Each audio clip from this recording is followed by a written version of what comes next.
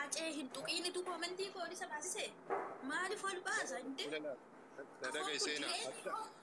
dhaggeeffadhu Sababa komentii kan kee baasee bicha Hacaaluu Ajandaa godhatin. Hacaaluun ilma sabaatii miti, ilma biyyaatii miti, ilma gandaatii miti.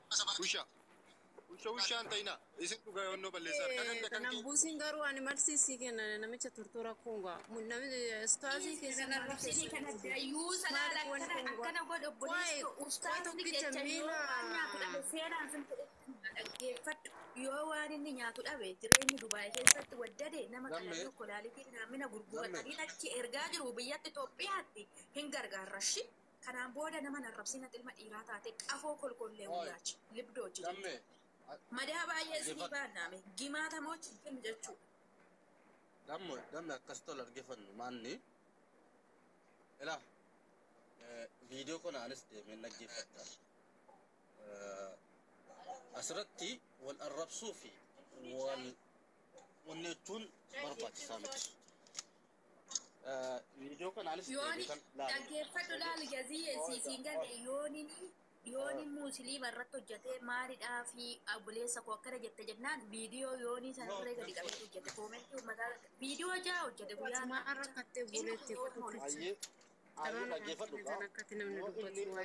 viidiyoodha akka shariyaa akka amantaa islaamaatti dhugaadha nama sabaaf wareegamu dhimma mataa isaatiif wareegamu nama wareegame akka seera shariyaa islaamaatti waggaa waggaan immoo guyyaa guyyaan deebanii isa kabajuun dhorkaadha. Ammoo ata wanti na aarsa jira asirratti jecha inni jedhu keessatti Hacaaluun kiristaanaaf wareegame kan jedhu yoo ta'e namni kun roongiidha. na Hacaaluu jedheetu maqaadha hundaan waru waa'ee kiristaanaa doon ta'in adallaan mana dhuguma waa'ee Hacaaluu irratti dhugaa rabbi Hacaaluu jedhee ajandaa godhee maqaa isaa dubbachuun irra jiru sirumayyuu waa'ee kiristaanaa waa'ee islaamaa waa'ee Hacaaluu osoo hin jirre hin jiru malee Injirti dhaggeeffadhu gaa asirratti maal inni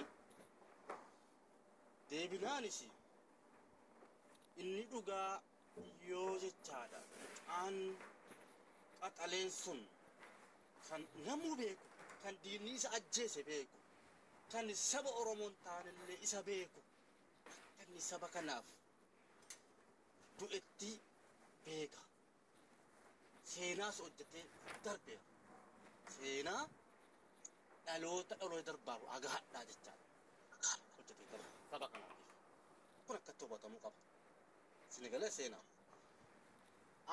yoo dhugaadha immoo viidiyoo sana keessatti namni kun viidiyoo sana keessatti namni kun Hacaaluun kiristaanaa wareegame yoo jedhe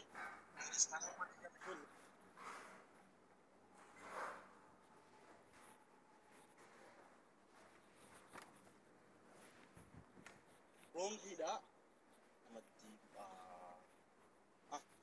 sanaafaniyyii kana dubbadha viidiyoo sana dhaggeeffadhe naan kan obboleessa koo Gazii okay si kabajaa si jaaladha si jaaladha akkuma ati gaafatta sana dhaqan gaafadha ammaanis Gazii viidiyoo jaa hojjete dhaggeeffadhu viidiyoo jaa hojjete viidiyoo jedhan san keessaanii oonki jibeeroo bileen beektamiti dhimma mijayyoo kanaati ol qonnamuun hundanii dhimma qabbaneeti dhaqiitii gaafadha ammaa kana ustaasuma kana gadi galabbatee raasaa numti mataassa amantaa keenyarree nu cabsisiisee Oromoorree nu cabsisiisuu qabu namni akkanaa sobee quraana hudduu jala ofoofee maqaa quraanarree cabsuu hin qabu eessa quraanarra iddoo kamitti gootota Oromootii fi hin dhaabbatinaa kan jedhu iddoo kamitti jedhee inni iyyuu irraa dubbachaa ture akkinoo ammayyuu hin cufne irraa dubbachaa jira bilbila biraatiin ilaalan jira oonan kijibame hannan kijibaa okkee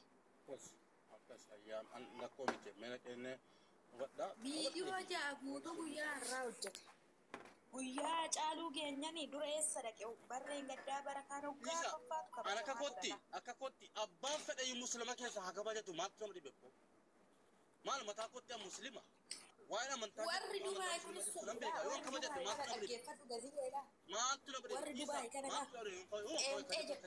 pheenxee jettamoodha pheenxee jettu waaqeffataadha kiristaana musliima dhugaa rabbii sadaqaadhumaaf kadhachuudhumaaf jireenya itti guddiidha hojiin hin jiru akkanumatti isaan jedhi warra kaayiroo jedhi akkutta jandaa nutti bocu guyyaa irraa guyyaatti hin hojjetanii harkaa luka qabu gadi ba'anii xo Ana jandaa bocanii itti sadakaa kadhatan.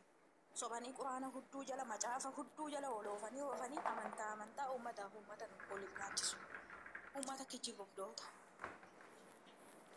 Ani kanaafuu Maal godhe sitti fakkaate dhagaa miila darbee namicha kun Oromoo keessatti ijoolleen keenya xinnoo ishee itti kakkabalan tokko namicha saba biraa jechuudha. Bahee maal jedhee bidoo hojjete rabbiin adaraa rabbi waamee amantaa hunda waamee namni namicha kana argitan nuu barbaada abbaa keenya in gargaarra ila dafqa kanatu irra cita namichaa jechaadha. Ergas immoo namicha argamnaan immoo galatooma waaqayyo sinaa kennu rabbi sinaa kennu abbaa keenya arganne warra abbaa keenya akkana godhe qabamuu qabu hidhamuu qabu maali ta'u jedhee jechuudha. Sinii galee mutiire namicha warra jaraa sana an Oromiyaa keessatti xinnoo kakkabala. Namicha akkas jedhe kun ofii isaatiif Oromoo qulqulluu muti. Dhugaa rabbi in boo'ee maan buusee boo'ee namicha sanii. Viidiyoo isaa balleechuu baate seenaa tuulaana footoo isaa laxxafatee jechuudha. Jarana nuti waan mucaan kun wareegameef waan mucaan kun deebituu ifaan akka daawwitii keessatti achilaalaa jirru gubaan saanuu keessaa bahuu dagaadha. Akiyyatti gubaan sana keessaa bahuu maaliif wanta gochuu danda'u tokko hin jiru. Bakkaan maaliif wanta kana jedhamu keessatti mucaan kun maaliif wareegame?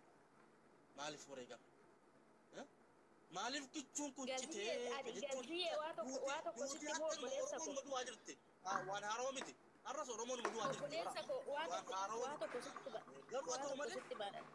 Dhaggeeffadhaal tokko waa tokko sitti maamma uummanni kutaa 11 keessaa warri biyya hambaa jiru kun pirogiraama qopheessanii jiru. Fakkeenyaaf akka Beeruutitti irra qopheessan akka Gafarratti irra qopheessanii warri Dubaay immoo qidaamee dhufutti qopheessu natti fakkaata.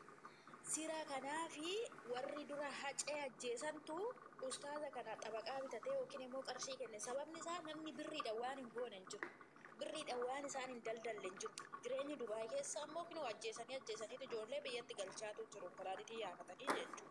Kunirra sorru waan irra olii qaqqabnu hin qabu. Kanaaf namni kun amantaallee bakka hin bu'u.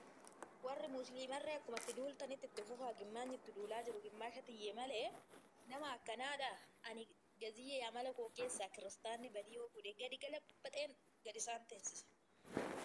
Musliima kiristaanaa jedhee amantaa qoodu garuu Oromoo qulqulluu ta'uusaa hin mirkaneeffadhu. Sababa kuni Oromoo qulqulluu miti. Oromoo qulqulluun lumbuxxiis hin jiru. Kan hareeda hin qabne immoo sheekni hareeda hin qabnes hin jiru. Kuni lumbuxxiidha walumaa galatti. Waa'ee quraanaa waa'ee hundaan beeku waan ta'eef jireenyatti itti waddadee namticha kanatti. Nama tokko irraa dhukkee kaasaa amantaa namaatitti hin ceenaa ijoolleen keenya. Irraa dhukkee kaasaa. Laa amma asirratti maaliif utuu islaama dufte jirraa miti utuu madaa walii ka tuttuquu dhiifne gaarii maaliif gizeen kana jedhu madaa walii ka tuttuquu inti maaliif waa tokko qadha sana nu waa hawwachuu hubatu rabee waan dubbachuudhaaf amantiin islaamaa naa akkas jedha isaa dhugaadhaaf garuu immoo yoo waan kana kee dubbadhe haga akkamitti laalama haa jee ni madaaluu nama barbaachisa. Uummanni Oromoo kun kana dhaggeeffatu kan viidiyoo koo kan dhaggeeffatu maalitti fudhataa jedhameeti laalamuutu barbaachisaa. Aadaa isaa diina islaamaa keessatti galee ciffinni kana waan dubbatamu diina islaamaa kun